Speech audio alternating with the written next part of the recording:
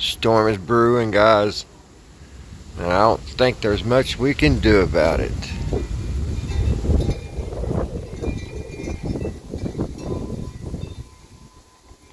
I think the storm's already here. Let's go in and talk about it. Hey, guys, in here where it's all nice and warm. Yeah, guys, what I want to talk about tonight, I like telling ghost stories. I like telling all kinds of stories like that, of the supernatural and everything, because I've had a lot of things I've encountered in my 50 years here on our big blue planet Earth. But what I see coming is probably the most scariest thing that could possibly be. And I don't think there ain't no way we could stop it. I don't think now it's all in the motions. I think it's all been in the motions since probably at least 60s, 70s when things got going. I was raised in church, so there was at least once a year the pastor, he would be on the subject of in the book of Revelations. And I don't know if you've ever read the Bible, but if you haven't, the Revelations is a scary, scary book in the Bible. And I remember as a kid, I was thinking, man, I mean, it just scared me to death. I was only probably about 7, maybe 8 when I actually, I heard it for, I was paying attention. And it talked about beast, mark of the beast, just all that stuff, the a 6-headed, the pale horse, the yellow horse, the red horse, all of them. And then there was like a beast with like many types of different heads on it.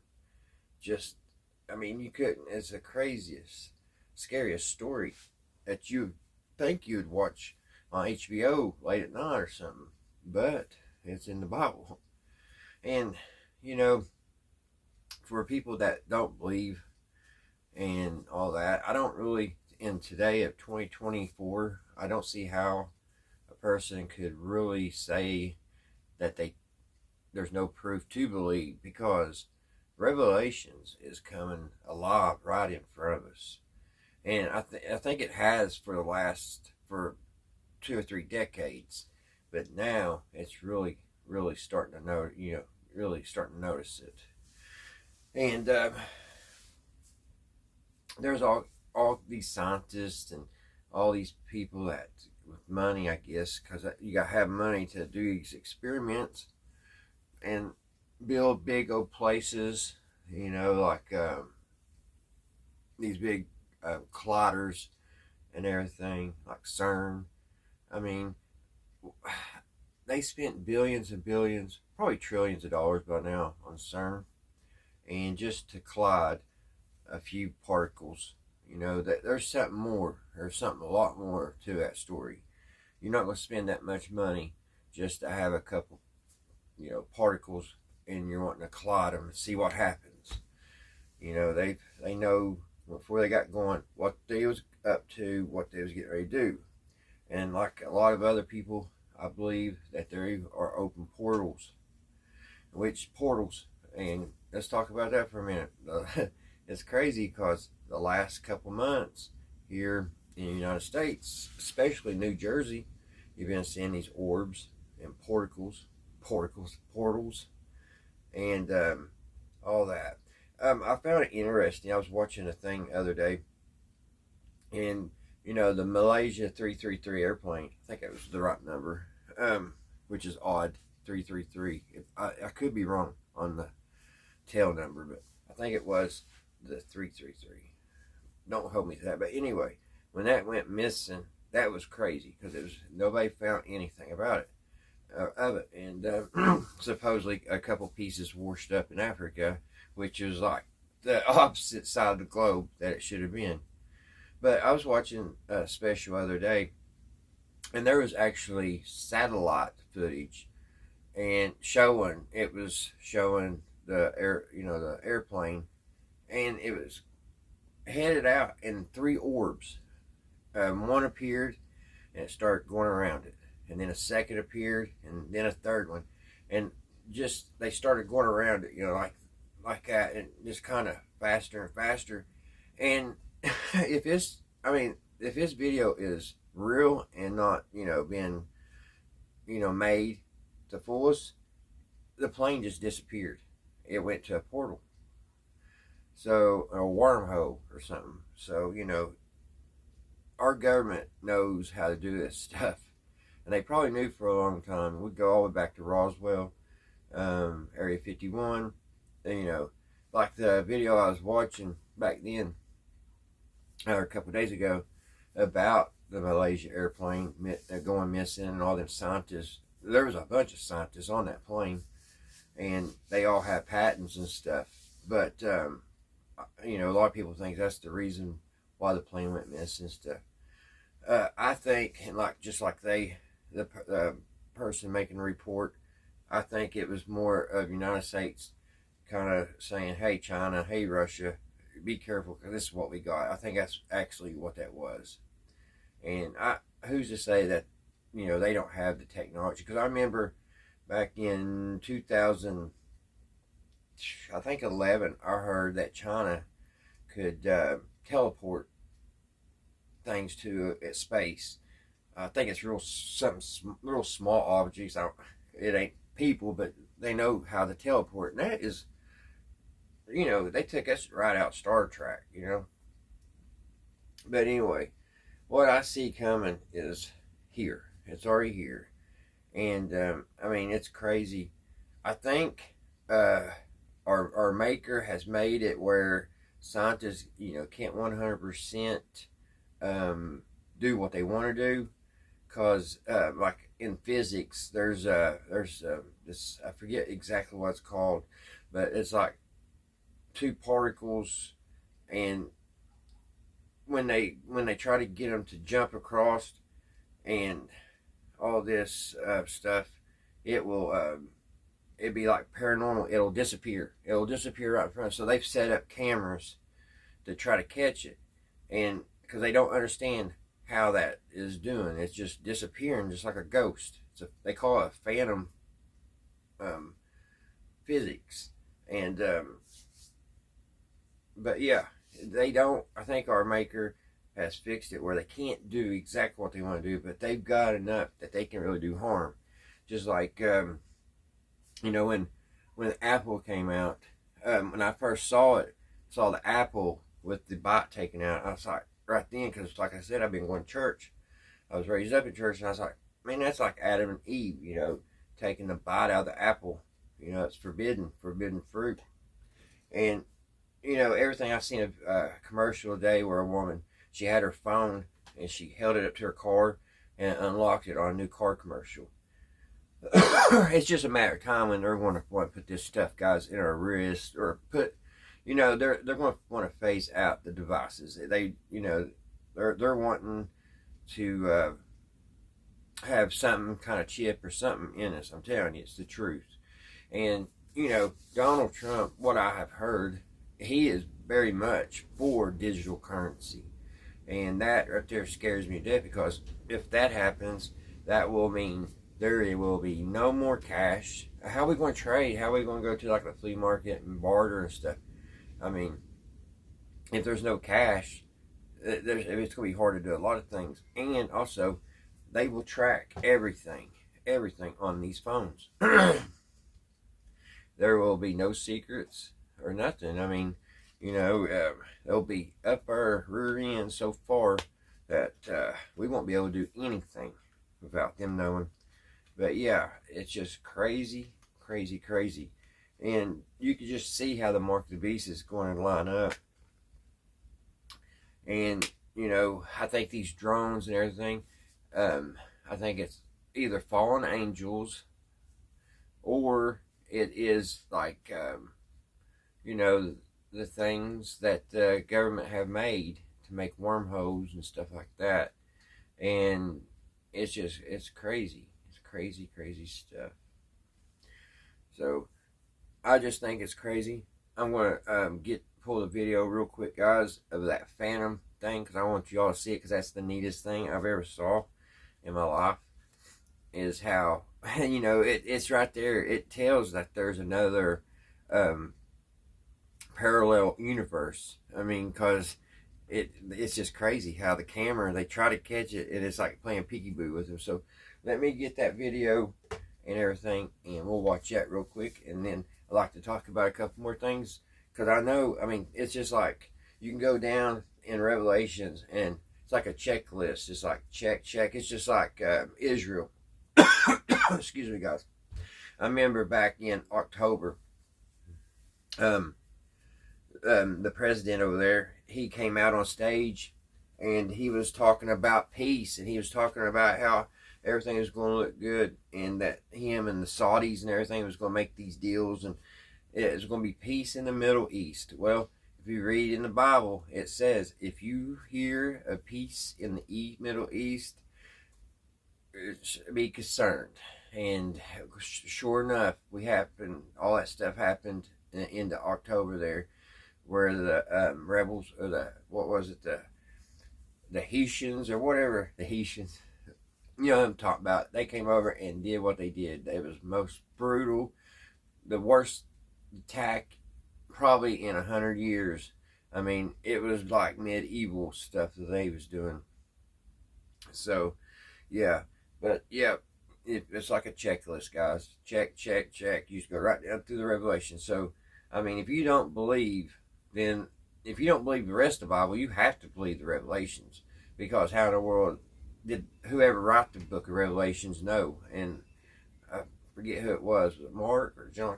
But anyway, I want to look, get that video going, guys, because that is really cool on how that in the physics, you know, and they're trying their best to crack this.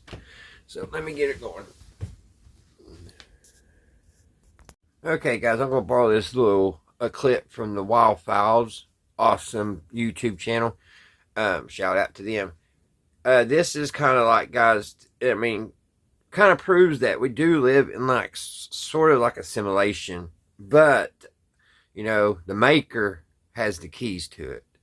So this is pretty cool. This is exactly what I was talking about. We can test this. Specifically, we can use the double slit experiment. Here's how it goes.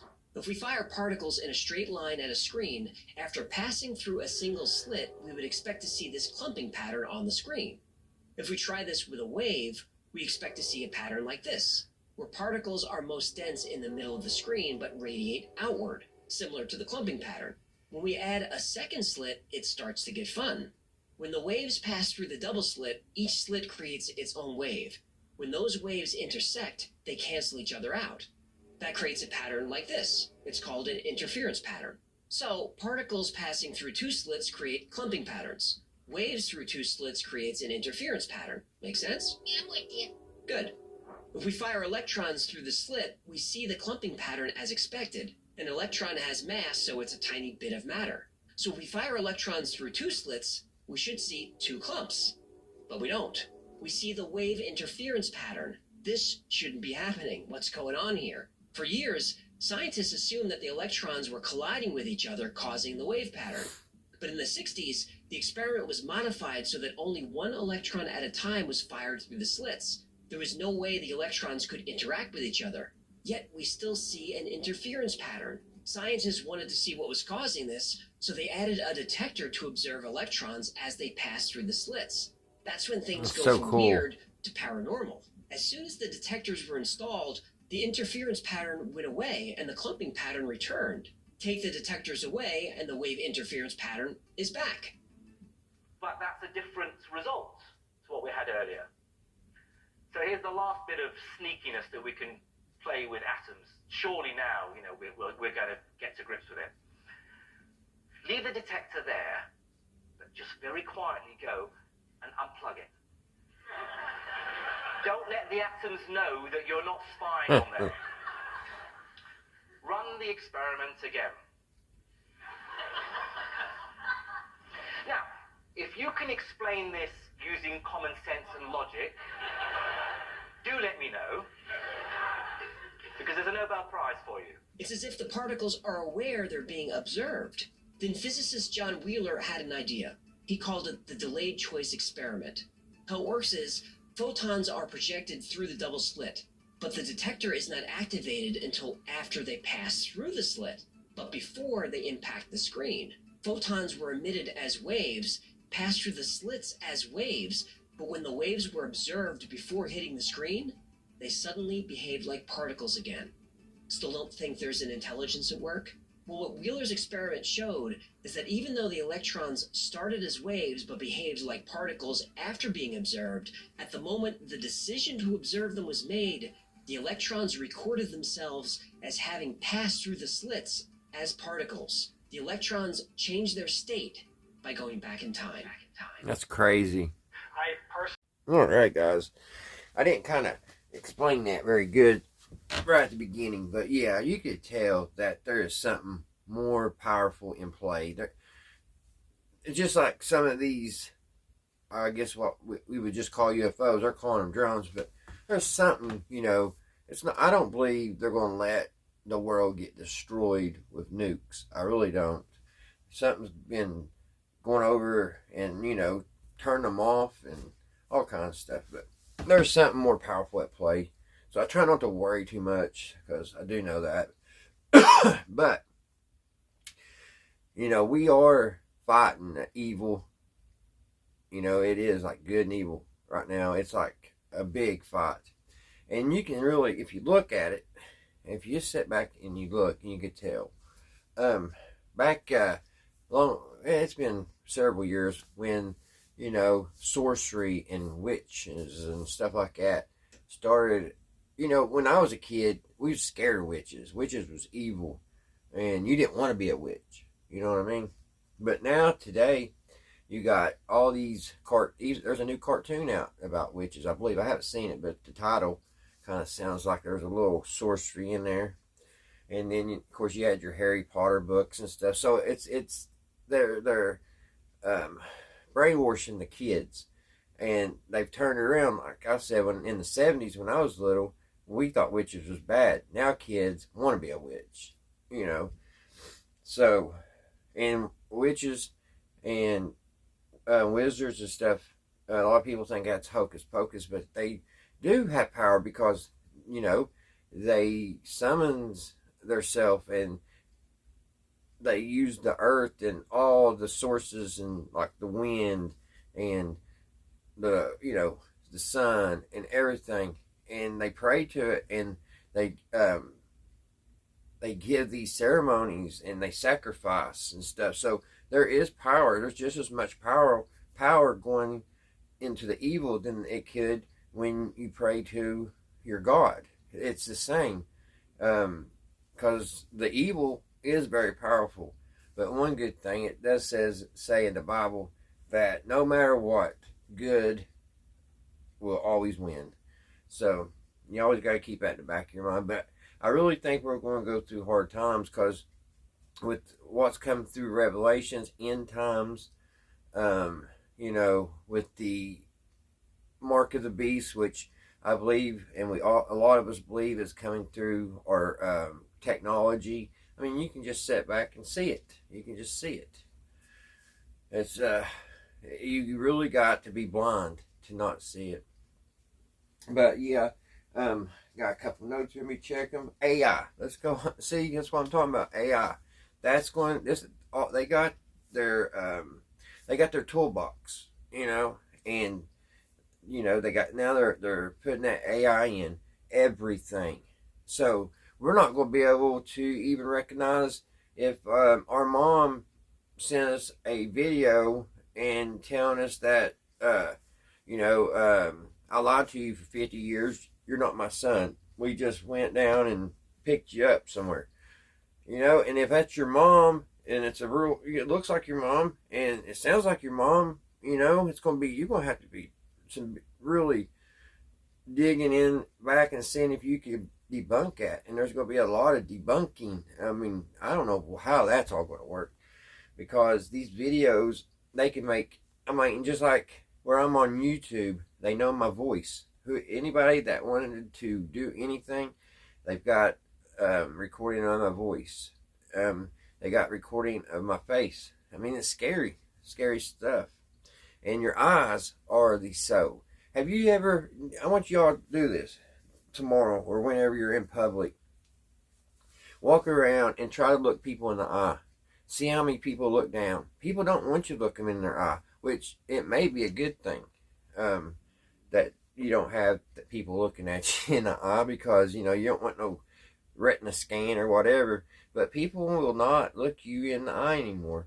I've noticed it more and more here lately. They'll just look down to the floor. They will not look in your eyes. And the eyes are the windows into the soul. And there's so many people out there that don't even have a soul anymore. Just walking dead people. I mean, it's really scary. And it's the end of times, guys. So that's what I was saying. Let me see anything about my notes. I talked about the witches and the kids. The portals popping up everywhere. This, like I said, all this stuff was made in the movies, which goes back, television. That's why I said that the evil has had their toolbox, and they keep broadening it. It keeps getting bigger and bigger. But back in the 50s, 60s, and 70s, they had their television, and if you just listen, if you stop and say it slowly, television, it tells you everything right there. They was me as a 70s kid. That's all we watched. We watched everything on TV, and we got programmed. So I don't know if they was doing that. So when they did come up and start saying, "Hey, we got portals. Hey, we got UFOs. We can make things disappear in thin air." I don't know if they was just trying to fix our brain where we could just easily accept it or what. I don't know, but we seen all this stuff we saw that's coming true today was science fiction back then, and it's just crazy, guys. But I think I went through all my notes, and it's just really interesting. I love this stuff. I mean, I find it so fascinating, but I find it scary too. But if you're on the right path and everything, it's really, it's just interesting, and you're more or less concerned for others that aren't on the right path. So guys, I hope you are on the right path. I hope everybody's doing good. I hope everybody had a great weekend. And until the next one, guys, I will see you right here at Redneck Ways. And I hope I got more in my head in this part of the film. The last footage, I was way down there. But if not, I'll fix it later. Like I said, guys, I'm really working and trying to get us a better situation on filming. Hopefully I'll be in front of my laptop and getting a split screen and everything like that. It's in process. I'm a slow learner when it comes to technology. But all right, guys, I'll talk to you the next time. Bye, guys.